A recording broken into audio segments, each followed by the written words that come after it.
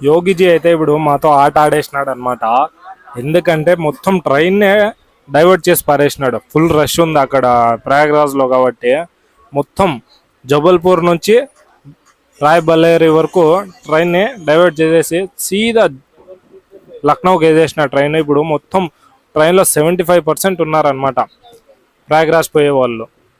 దాంట్లో ఎట్లా ఏమవుతుందో తెలీదు. లక్నో పోయి అక్కడ నుంచి బస్సు ఎత్తుకోవాలా డిసైడ్ అయ్యారు. ఎందుకంటే ఈ ట్రైన్లో 75% ప్రయాగ్రాజ్లో దిగేవాళ్ళు అనమాట. అందరికి కాన్పూరే ఇప్పుడు దిగాల, వేరే ఆప్షనే లేదు మాకి.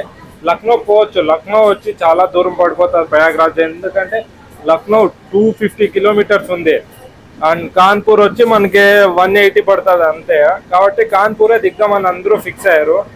యోగిజీ బాగా ఆట ఆడేశారు మాతో, గేమ్ మంచిగా ఆడినారు. సరేనా, బిస్కెట్ అయిపోయినాము. ఇప్పుడు కాన్పూర్ దిగుదాం సరే. అండ్ ఇంకొకటి, ఫాగ్ చూడండి ఎట్లుందో, చాలా చలి ఎక్కువ ఉంది, ఫాగు ఎక్కువ ఉంది.